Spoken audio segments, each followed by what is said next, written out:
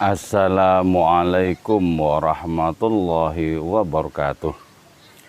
Bismillahirrahmanirrahim. Hamdan wa thana'an laka ya Allah, salatan wa salaman laka ya Habiballah, wa ala alika wa ashabika ya khair khalqillah, laka ya Rasulullah wa li jami' man itaba'adinaka ya Habiballah, haqiqatan min ladun Adam la yaumil qiyamah, wa nakhusu khususan minhum ila hadrat Syekh Imam Muhammad Al-Ghazali qaddasallahu sirrahu radhiyallahu lana wa lahumul Fatihah. A'udzu billahi minasyaitonir rajim. Bismillahirrahmanirrahim. Alhamdulillahi rabbil alamin arrahmanir rahim maliki yaumiddin. Iyyaka na'budu wa iyyaka nasta'in ihdinas siratal mustaqim. Siratal ladzina an'amta 'alaihim ghairil maghdubi 'alaihim waladdallin. Amin. Litaqarrubina ilallahi ta'ala limahabbatina ila rasulillah sallallahu alaihi wasallam li salamatina fid dini wad dunya wal akhirah liqadai duyunina liqadai hajatina min hawaijid dunya wal akhirah litaysiri arzaqina halalan thayyiban mubarakan katsiran wasa'ah li sihhati jasadina wa qulubina li syamradina zahiran wa batina lidaf'il balaya wal mihan wal fitan wal amrad lasqam limanafi'ina limasalihina li ahli baitina wa auladina wa dhurriyyatina wa jiwarina wa asdiqaina wa jami'il muslimin wal muslimat wal mu'minin wal mu'minat al-ahya'i minhum wal amwat wa li'azzil islam wal muslimin bijudika ya Allah bi syafa'ati nabiyyika ya Allah bi barakati awliyaika ya Allah wa bi asraril Fatihah. A'udzu billahi minasyaitonir rajim. Bismillahirrahmanirrahim. Alhamdulillahi rabbil alamin arrahmanir rahim maliki yaumiddin. Iyyaka na'budu wa iyyaka nasta'in ihdinas siratal mustaqim. Siratal ladzina an'amta 'alaihim ghairil maghdubi 'alaihim waladdallin. Amin. Alhamdulillahi rabbil alamin. Saudara-saudaraku yang budiman, rahmatullah alaikum ajma'in. Kita bisa berjumpa kembali di dalam kajian hadis qudsi yang terhimpun dalam kitab Al-Mawa'idh Al-Ilahiyah fil Ahaditsil Qudsiyah, sebuah kitab yang berisikan himpunan hadis qudsi yang dibukukan oleh Hujjatul Islam Imam Muhammad Al-Ghazali qaddasallahu sirrahu. Oke, bersamaan dengan senja yang perlahan berangkat menuju malam, kita menyelami kajian hadis qudsi berikut ini. Semoga senantiasa bermanfaat bagi kita, juga menjadi barokah untuk kita dan keluarga kita semua. Bismillahirrahmanirrahim. Yaqulullahu ta'ala ya bani Adam. Allah berfirman kepada kita, anak cucu dari keturunan Nabi Adam alaihissalam. Udhkuru ni'mati allati an'amtu alaikum wa aufu bi'ahdi ufi bi'ahdikum wa iyaya farhabun. Ini awal dari hadits qudsi, merupakan ayat ke-40 dari surat Al-Baqarah. Udhkuru ni'mati allati an'amtu alaikum. Ingatlah, camkanlah di dalam hati kalian wahai manusia adanya kenikmatan yang aku anugerahkan kepada kalian. Ini memerlukan adanya kejelian kita untuk membaca, untuk mengurai, untuk menyelami nikmat-nikmat Allah Ta'ala yang diberikan kepada diri kita. Setelah dengan seksama kita mengamati, ternyata keseluruhan diri kita itu adalah nikmat dari hadiratnya. Hidup kita ini adalah nikmat, wujud kita ini adalah nikmat. Kita bisa melihat, bisa mendengarkan, ini adalah nikmat. Kita bisa mengkonsumsi berbagai macam karunia-Nya adalah nikmat. Berarti apa? Berarti tidak ada apapun yang melekat kepada diri kita kecuali itu merupakan kenikmatan dari Allah Subhanahu wa taala. Dan ketika dengan jeli kita membaca nikmat-nikmat hadiratnya yang dianugerahkan kepada diri kita, maka jelaslah bahwa keseluruhan dari diri kita ini adalah karunia-karunia yang memang seharusnya untuk kita syukuri. Karunia-karunia. Jadi betapa kalau kita berbicara karunia ini, keseluruhan yang ada, seluruh wujud, tidak saja hanya diri kita, tapi apapun yang berada di luar diri kita, itu merupakan karunia dari hadiratnya. Itulah sebabnya, kalau kita diberi tugas untuk menghitung karunia-karunia itu, maka kita tidak akan bisa menghinggakannya. Tidak akan bisa menghitungnya secara statistik, secara persis. Tidak mungkin. Jadi kita hidup ini betul-betul tertimbun karunia ilahi. Itulah sebabnya dalam kondisi apapun kita mesti bersyukur kepada hadiratnya. Apa inti bersyukur? Apa hakikat bersyukur?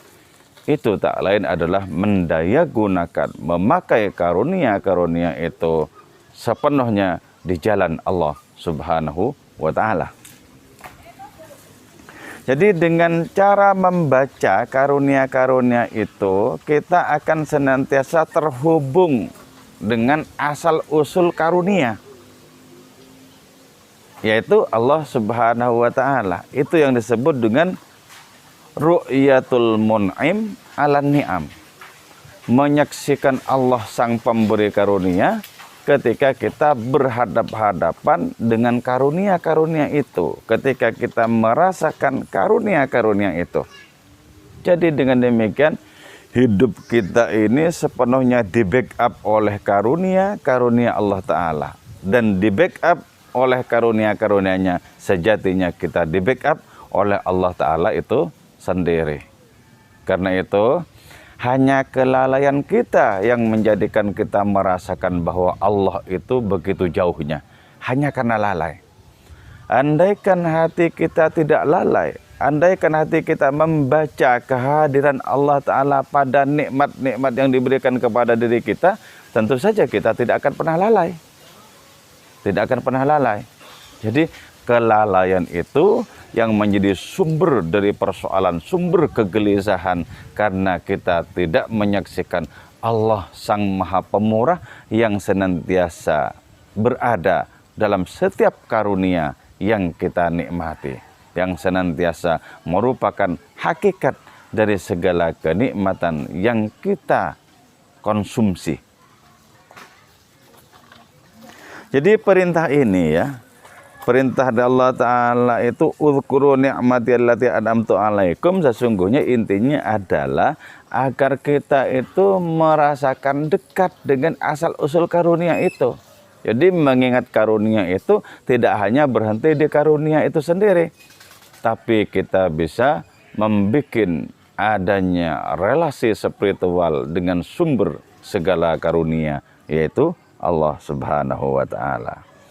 Jadi ketika kita menyaksikan bahwa diri kita adalah songgok karunia yang tidak terhitung jumlahnya, maka jelas seumur-umur diri kita, tugas kita adalah bersyukur dengan cara patuh, dengan cara setia, dengan cara cinta, dengan cara merindukan hadiratnya itu. Wa'ufu bi'ahdi ufi bi'ahdikum, sempurnakanlah janjimu kepadaku. Jadi apa yang sesungguhnya sudah kita janjikan kepada Allah Ta'ala? Yang kita janjikan itu adalah bahwa dalam hidup ini kita hanya akan mempertuankan Allah Ta'ala. Kita hanya mengagungkan hadiratnya belaka. Kita hanya mau patuh untuk diperbudak oleh Allah Subhanahu wa ta'ala. Jadi kita memenuhi janji yang sudah kita sampaikan kepada hadiratnya, sejatinya bukan dalam rangka menghinakan diri kita, merugikan diri kita, tapi murni untuk mengangkat derajat diri kita, untuk memuliakan kita semua. Jadi karena itu ya penting ya, perjanjian di hari Alasto itu untuk senantiasa kita ungkap di permukaan kesadaran rohani diri kita. Allah bertanya kepada ruh kita jauh sebelum dimulainya penciptaan jasad kita. Alastu birabbikum, bukankah aku Tuhan kalian? Dan seluruh kita manusia menyatakan, mengakui bahwa Allah itu adalah Tuhan kita semua. Dan janji itu yang harus kita pegang dalam hidup ini. Jangan sampai karena tergiur kepada berbagai macam kesenangan yang fatamorganik, berbagai macam kenikmatan yang menipu, lantas kita ambrol, lantas kita melepaskan adanya janji kita itu. Jangan, peganglah teguh janji itu sampai akhirnya ajal menyongsong diri kita. Insya Allah kita akan senantiasa dibahagiakan oleh Allah Subhanahu wa Ta'ala. Jadi adanya ayat ini substansinya itu adalah agar terjadi hubungan yang sangat intim secara spiritual antara kita dengan Allah. Agar terjadi hubungan yang mesra secara spiritual antara kita dengan Allah Subhanahu wa Ta'ala. Kalau itu belum mempan, fa iya ya farhabun, maka hendaklah kalian takut kepadaku. Takut itu kepada Allah, bukan seperti takut berhadapan dengan harimau atau hantu. Takut kepada Allah artinya apa? Takut kalau kita tergelincir menempuh perjalanan menuju kepada hadiratnya itu. Takut kalau kita justru menabuh genderang pengingkaran kepada hadiratnya itu. Kenapa?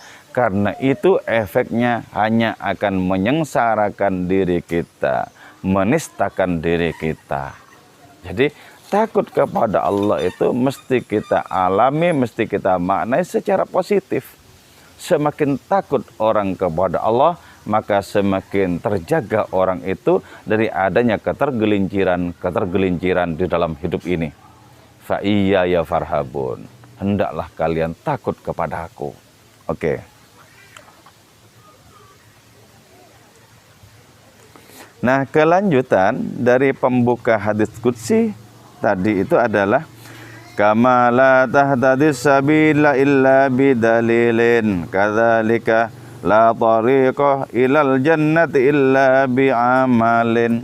Sebagaimana engkau tidak bisa menemukan petunjuk jalan kecuali dengan adanya bukti-bukti kebenaran Allah Subhanahu wa Ta'ala, maka engkau pun tidak akan bisa melangkah menuju surga tanpa amal. Ya, melangkah kepada Allah Ta'ala itu harus menggunakan dalil. Tidak saja dalil nakli dan dalil akli ya, tapi lebih dari itu merupakan bimbingan yang konkret di dalam melangkahkan kaki-kaki rohani menuju kepada Allah Subhanahu wa Ta'ala. Jadi dengan tanpa petunjuk bagaimana mungkin kita bisa melangkah secara benar. Jadi petunjuknya itu datang dari Allah Ta'ala, dan melangkahkan kaki-kaki rohani itu juga menuju kepada Allah Subhanahu wa Ta'ala melalui bimbingan dari orang-orang rohani, dari orang-orang rabbani, dari orang-orang ilahi. Nah, demikian pula juga kita tidak akan sampai kepada kebun kenikmatan yang bernama surga illa bi'amalin, kecuali dengan amal. Jadi untuk mendapatkan kenikmatan itu Allah Ta'ala memerintahkan kepada kita untuk berjerih payah melakukan amal-amal kebaikan. Jadi jangan sampai kita berpangku tangan kemudian kita mengungkapkan sebuah argumen yang absurd. Apa itu? Misalnya mengatakan begini, kalau memang takdirku masuk surga, maka aku akan masuk surga tanpa amal secuil pun. Kalau takdirku masuk neraka, maka aku masuk neraka bahkan ketika aku melaksanakan beribu-ribu kebaikan sekalipun. Tidak boleh seperti itu ya. Kenapa? Karena itu merupakan bagian dari cara menabuh genderang pengingkaran. Jadi kita diperintahkan untuk beramal, kita beramal karena kita lebih merasa patuh terhadap yang memerintahkan itu, yaitu Allah Subhanahu wa taala. Jadi bahkan andaikan kita diperintahkan sesuatu dan kita tidak mengerti mengapa diperintahkan sesuatu itu, mestinya kita tetap patuh walaupun kita tidak paham untuk apa kita melakukan hal seperti itu. Apalagi di dalam agama, ya, agama Islam. Ketika kita diperintahkan untuk mengerjakan kebaikan, maka seluruh nilai kebaikan itu akan kembali kepada diri kita. Allah sama sekali tidak mengambil keuntungan sepeser pun. Sama sekali tidak mengambil keuntungan sepeser pun.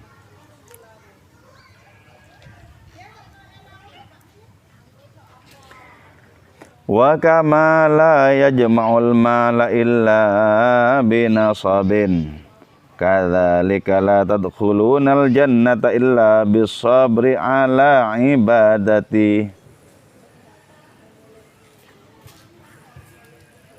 Sebagaimana, ya, engkau tidak bisa menghimpun harta benda kecuali dengan jerih payah, ya. Maka demikian pula engkau itu tidak akan masuk surga kecuali dengan sabar melaksanakan ibadah kepada-Aku. Jadi, ya, ibadah-ibadah yang belum kita rasakan nikmat ketika kita mengerjakannya, itu wajib kita kerjakan dengan penuh kesabaran.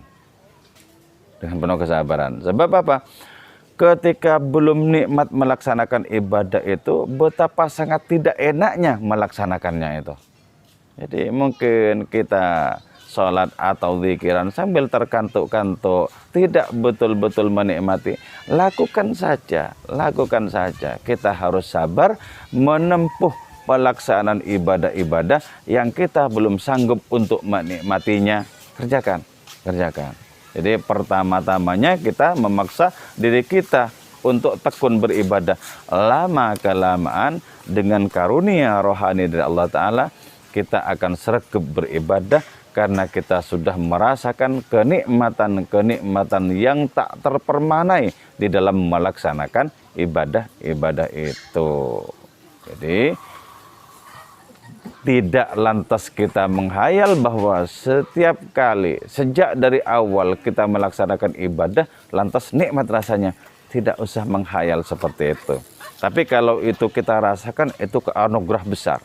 Jadi seandainya kita masih betul-betul pahit melaksanakan ibadah, malas sekali melaksanakan ibadah, wajib bagi kita untuk memaksakan diri untuk tetap melaksanakannya.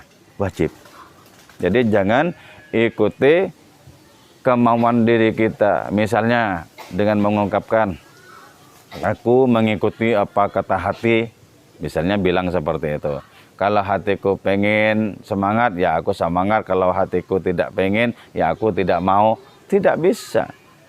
Tidak bisa mengikuti apa kata hati seperti tadi. Iya kalau hatinya semangat, kalau hatinya tidak semangat.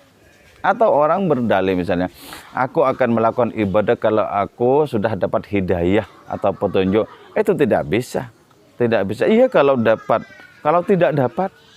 Jadi yang penting, ya, kita belajar patuh, maupun biarpun kepatuhan itu belum nikmat kita rasakan. Jadi kita belajar patuh. Jadi tentu saja, ya, di dalam dunia kaum sufi itu orang melakukan kebaikan itu tidak dalam rangka untuk masuk surga, bukan. Terutama untuk mendapatkan ridho Allah Subhanahu wa taala. Nah, tapi kalau kita tidak memaksakan diri, boleh jadi apa yang disebut sebagai kesenangan, kenikmatan beribadah itu selamanya tidak akan kita rasakan. Jadi pertama-tama kita memang harus memaksakan diri. Itulah pentingnya ajaran tentang kesabaran. Jadi kesabaran dan syukur itu merupakan ajaran inti dalam agama Islam.